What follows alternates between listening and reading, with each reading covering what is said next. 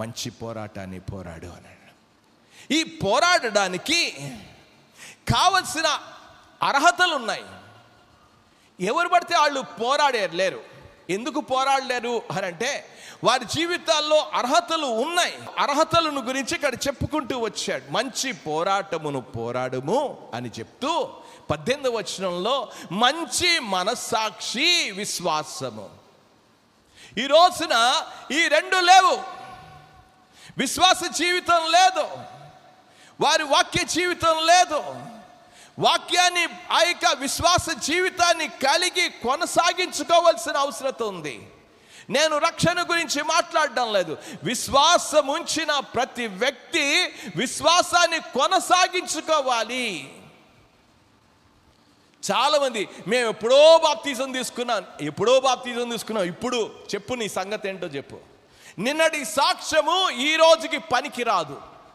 నిన్నటి విశ్వాసము ఈ రోజుకి పనికి రాదు. నేను గతంలో జీవించానండి, అప్పుడు బాప్తిజం తీసుకున్నా, అప్పుడు సేవ, అదంతా పనికిరాదు. నిన్నటి దినం ఏది పనికిరాదు, నిన్నటిది అయిపోయింది. అందుకే పౌలు అన్నాడు, నేను వెనుకున్నది మర్చి అని అన్నాడు.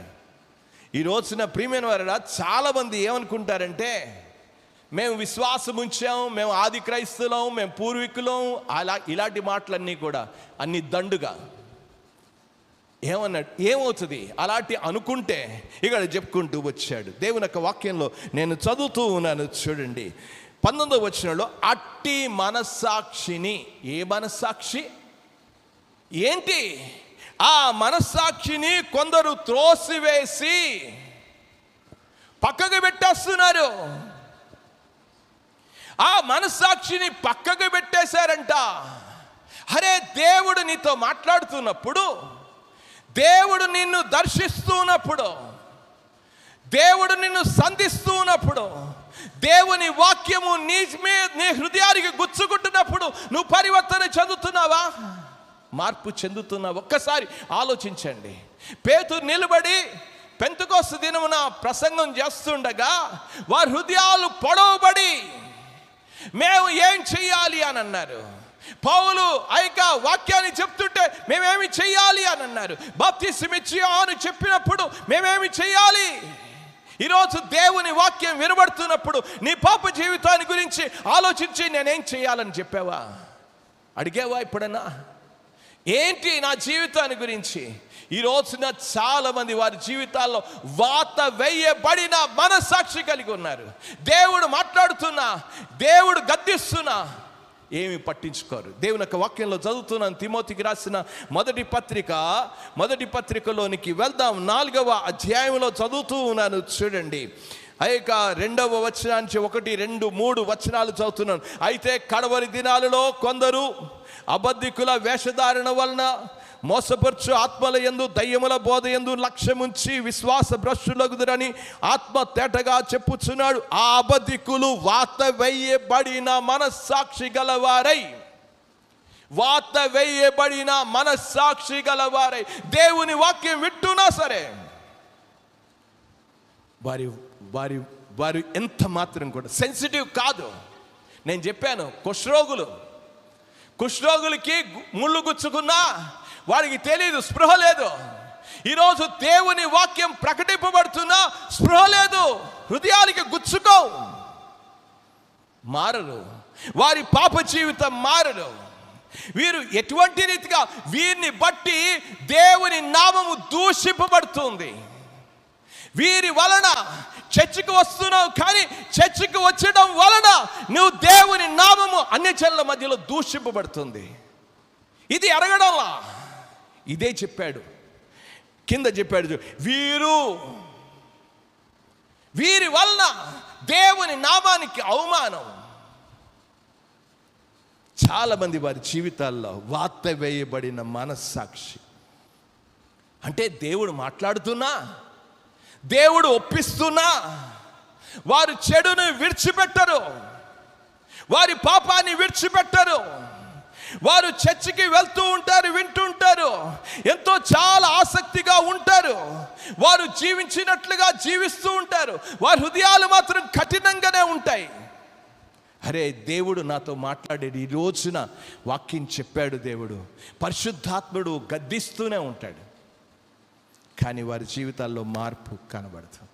పరిశుద్ధాత్మకు లోబడ్డం అనేది కూడా జరగదు. దేవుని యొక్క వాక్యంలో మనకు తెలుసు, ఆ యొక్క యోహాను సువార్త 16వ అధ్యాయంలో పరిశుద్ధాత్ముడు మిమ్మల్ని ఏం చేస్తాడు? లోకమును గూర్చి, తీర్పును గూర్చి, పాపమును గూర్చి ఒప్పుకొన చెయ్యను అనంటే దేవుడు మాట్లాడుతున్నా వారు లోబడరు. ఈ రోజున చర్చికి వచ్చే వాళ్ళే ఎందుకు వ్యభిచారులుగా ఉంటున్నారు చెప్పండి? చర్చికి వచ్చేవాళ్లే దొంగలుగా ఎందుకుంటున్నారు చెప్పండి? చర్చికి వచ్చేవాళ్ళే లంచగొండులుగా ఎందుకుంటున్నారు చెప్పండి? చర్చికి వచ్చిన వాళ్ళే జైల్లో ఎందుకుంటున్నారు చెప్పండి? చర్చికి వచ్చిన వాళ్ళే దేవుని నామము అన్ని జనుల మధ్యలో దూషింపబడతారు. కారణం ఏంటి? చర్చికి వచ్చేవాడు దేవుని మహిమపరచాలి కదా, మమ్మల్ని చూచినప్పుడు దేవుని మహిమపరచాలి కదా. పౌలు జీవితం మారిన జీవితాన్ని చూచి వారు దేవుని మహిమపరిచిరని గలతీ పత్రికలో 1వ అధ్యాయం చివరి వచనంలో కనబడుతుంది. ఈరోజు నన్ను చర్చికి వస్తూ ఉంటే ప్రజలు ఈ కోనేవలసలో, ఈ గ్రామాల్లో, ఈ దేశంలో దేవుని మహిమపరచాలి కదా, దేవుని దూషిస్తూ ఉన్నారు. ఎందుకురా ఈ యొక్క నటనా జీవితం? ఎందుకు ఈ వేషధారణ జీవితం? ఏం చేశారు? మనస్సాక్షి లేదు. చర్చికి వస్తూ ఉన్నారు, వారు పాప జీవితాన్ని ఒప్పుకోరు, పశ్చాత్తాపడరు. మన దినమున శుక్రవారం సమయంలో ఇక గూగుల్ మీట్లో వాక్యాన్ని చెప్తూ అన్నాను. హిజ్కియా దినాలలో వారు ఏ విధంగా పాపాన్ని ఒప్పుకున్నారు, వారు ఎలాగ ఒప్పుకున్నారో తెలుసా అండి? ఆ పాపాన్ని గురించి మాట్లాడుతూ మా తలలకు పైగా మా దోషములు, మా అపరాధములు ఆకాశమును అంటుకొనుచున్నవి అని చెప్పాడు. వారు పశ్చాత్తాపడ్డారు. పశ్చాత్తాపం జీవితానికి దీవెన తీసుకొస్తుంది. అతిక్రమను దాచిపెట్టి వాడు వర్ధిల్లడు, వాడు ఒప్పుకొని విడిచిపెట్టాలి. ఈరోజు విడిచిపెట్టరు. చర్చికి వస్తావు ఎందుకు? చర్చ్ దేవుని నామం దూషింపబడడానికి కారణం. ఈరోజు పాపమని తెలిసిన తర్వాత దేవుని వాక్యం బోధిస్తున్నప్పుడు మారాలి. కానీ ఈరోజు భక్తిహీనులతో కూర్చుంటున్నావు నువ్వు. మార్పు లేదు నీ జీవితంలో. మనస్సాక్షిని త్రోసివేసి ఏం చేశారు? మనస్సాక్షిని త్రోసివేశారు. చర్చిలో మాత్రం చాలా హీరోలుగా కనబడతారు, కానీ వారి జీవితంలో దేవుని వాక్యానికి లోబడ్డం లేదు. ఏమన్నాడు అక్కడ చదువుతున్నాడు? అట్టి మనస్సాక్షిని కొందరు. ఆ వచనంలో చూడండి, 19వ వచనంలో కొందరు. ఆ కొందరిలో నువ్వు ఉన్నావేమో చూసుకో. దేవుడు ఎన్నిసార్లు నిన్ను గద్దించినా లోబడకుండా జీవిస్తున్నావేమో చూడు. నీ పాప జీవితాన్ని సరి చేసుకోకుండా బ్రతుకుతున్నావు. ఇన్ని సంవత్సరాలు అయిపోయాయి. నేను ఈ రోజున చెప్పాల్సిన విషయం, 39 సంవత్సరాల క్రితం అక్టోబర్ మాసం 5వ తారీఖున ఈ ఊరికి వచ్చాను. 39 సంవత్సరాలు అయిపోయింది. ఇన్ని సంవత్సరాల నుంచి వాక్యం వింటున్నావు. ఏది నీ మార్పేది? నీ మనస్సాక్షిని కఠినపరుచుకున్నావు. దేవుడు నిన్ను ఎంత ప్రేరేపిస్తూ ఉన్నాడు. దేవుని యొక్క వాక్యంలో రోమీయులకు రాసిన పత్రిక 2వ అధ్యాయంలోనికి వెళ్తూ ఉన్నాను.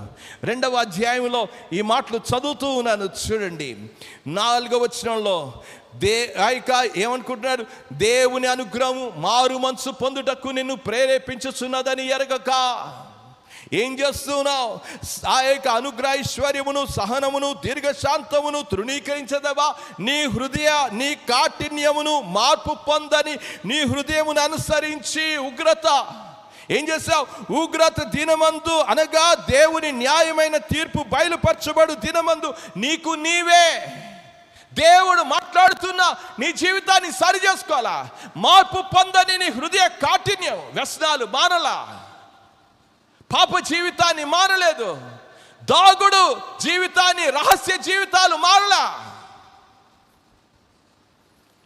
అట్టి మనస్సాక్షి దేవుడు మాట్లాడుతున్నా, ఎఫెసీ సంఘంలో దేవుడు మాట్లాడుతున్నా, వాళ్ళు యథావిధంగానే జీవిస్తూ దుష్ట పనులు చేస్తూనే వచ్చారు, దుష్ట సాంగత్యము చేస్తూ వచ్చారు. సాంగత్యములో కొందరు ఏమన్నాడు? అట్టి మనస్సాక్షిని కొందరు త్రోసి పక్కకు పెట్టేశారు. మా కులం కావాలి, మా యొక్క బంధువులు కావాలి, విడిచిపెట్టేస్తామండి, విడిచిపెట్టలేమండి. ఏం మానేస్తాం?